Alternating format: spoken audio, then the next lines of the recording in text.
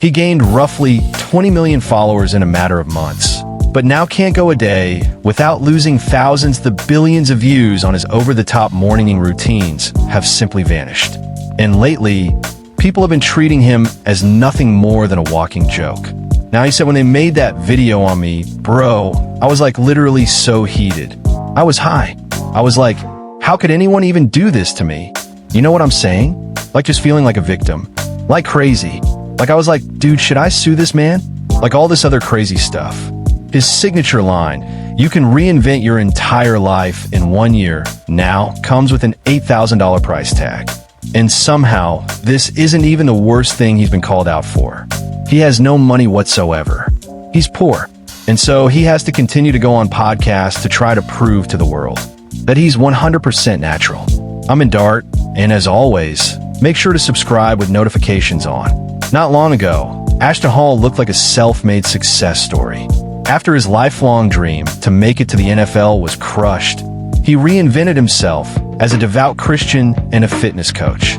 He lived by this one simple message. Nothing good happens after 8 p.m. Get to bed early. Wake up early, pray, lift, repeat. And of course, he backed it up. He started posting daily workout clips to his Instagram, which was the beginning of his own online fitness journey. And for a while, it worked.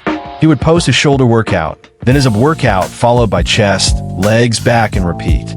Through years of posting these videos to every platform you can think of, Instagram, TikTok, YouTube, and even Facebook, it was no surprise that the message of discipline and self-improvement gained traction.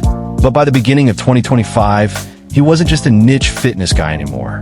This was the time when his entire brand blew up. He hit 1 million followers as people were drawn to the promise of a body transformation as possible as Ashton's. 2 million followers seemed to come quicker than the last. The mentality this guy had about changing your life started going viral. Fast forward only a couple months later, he'd find himself celebrating 6, 7, 8, 9, and 10 million with practically no other videos in between. He started averaging over 100 million views on his immensely early morning routines, with some even pushing over double. The format was simple. Wake up at 4 a.m., hit a few push-ups at 4:20. By 4:40, he was journaling, watching motivational videos at 5. I spell the face around 6. Saw roughly 30 minutes later, then get changed and ready for a run at 7:30. Be back home by 8:30. Banana peel the face at 8:40. Look at how successful he is for the next 40 minutes. A quick ice bowl again, and it's time to start his working day. At first glance, there's seemingly nothing wrong with this. It's productive and gets a lot done before the sun rises. However, as many people pointed out, the very problem is, what does he do for a living? Behind the carefully crafted videos and motivational speeches he BR, there was something a whole lot darker. A coaching business built on big promises. The promises that you will get fit, get rich, and ultimately transform your life just like Ashton did. If you're keen on this course, the cheapest one you can buy is the Train With Me Gold for $3,300. You'll receive your own workout plan, demonstration videos, a meal plan, and a few other things. However, if you're willing to buy the Train With Me Diamond for $5,500, you'll get an extra 1 Zoom call bi-weekly. But if that still isn't as often as you would like, the Train With Me Platinum for $8,250 might be your go-to, as you instead will get 1 Zoom call every week. On a Reddit post titled, "What are your opinions on Ashton Hall?" people seem to think his lifestyle is just for views and is fake. If he actually does live like that, it would be surprising since he seems to just be a fitness influencer and not making 6 to 7 figures in finance, tech, etc., with the fitness part being a side hustle. Maybe that actually is his life. And if it is, the morning routine is probably an exaggeration. Like, who dunks their face in sparkling water every day? And it seems like they weren't alone, as dozens of comments went on to agree. I literally just stumbled across a short of his, then went and scrolled back through more. And by the end, all I could derive from what I saw is the face dunk, bunga, and honey, an expensive indulgence with no real clear picture of what he's got to say. He doesn't just lack substance. I found a zero substance. After 10 minutes of watching, I literally had to Google who the is Ashton Hall, which led me exactly here. Watching my dog eat grass is more interesting than this guy. For the people that actually bought his course, many of the clients said that they didn't get at all what they ordered. At first, it was pretty solid. There wasn't many people. We actually got some help from Ashton, right? And it was cool. After Ash went viral, things went downhill really fast. It was very clear to me that going viral scaled his business way too fast, past what the funnel and system was capable of handling. But instead of stepping back or working on the back end, they flooded the front end like crazy and left everyone in the back and out to dry, not fulfilling any services while continuing to collect more money. They explained that the $10,000 one-on-one calls turned into 80-plus people naturally, but would make him like the elite of the elite in terms of bodybuilders. And if we bring his body fat to 12% or below, now he's getting up over 28. I don't make the final call, but it would be pretty ridiculous if he was natural. Claiming the reason, he said it was to help younger kids believe you can get that physique by being completely natural. And I would say it because I would be telling the kids, or I'll be telling the guys like, yo, you don't have to hop on to get in shape. But never bothered me. Was never pissed off about it. I don't want people to think that what I'm doing is normal. But the community didn't like this one bit. Many said, if you're built like that and claim you're natural with such a random routine and a business model around it, you're doing a disservice to impressionable young people. Back on Reddit, the conversation continued. That's the guy whose YouTube videos are. All of them running. I don't know if he's obsessed seeing himself running on video. He looks great, but that ain't all natural. The guy is on something. Something more like just about everything.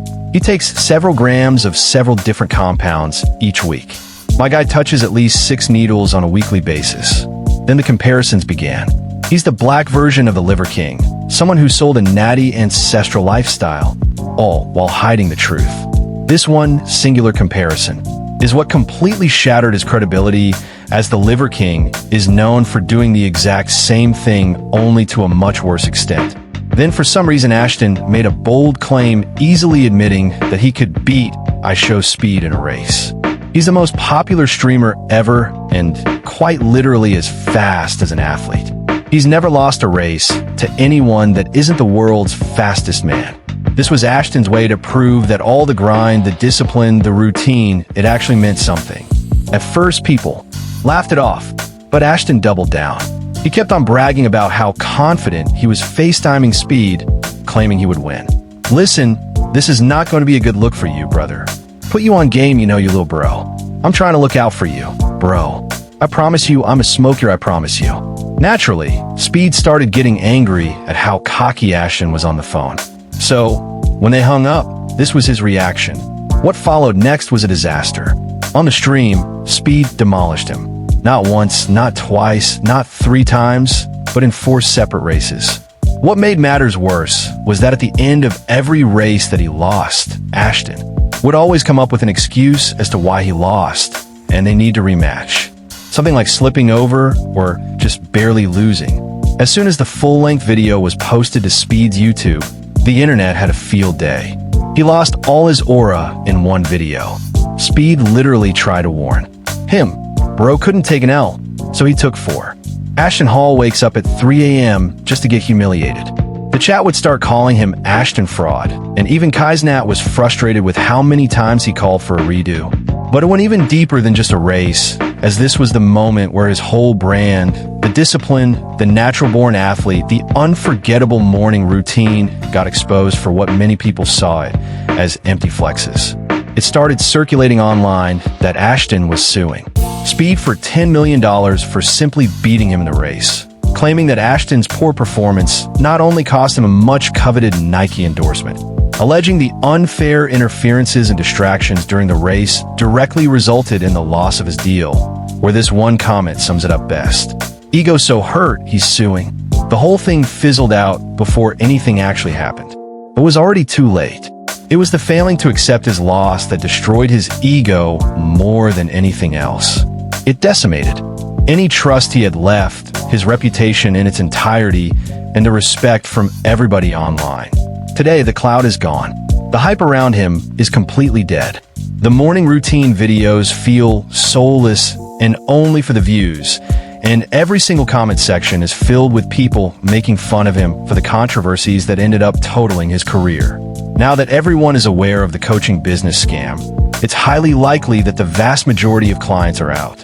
He hasn't gained a single follower in over 5 months and has actually gone on to lose over 50,000 in the last fortnight. It definitely doesn't fit the narrative of his story that reads 2026 will be bigger than last year, as he's resorted to now deleting many of his most successful videos. Therefore, it doesn't look like he's going to recover from this downfall anytime soon.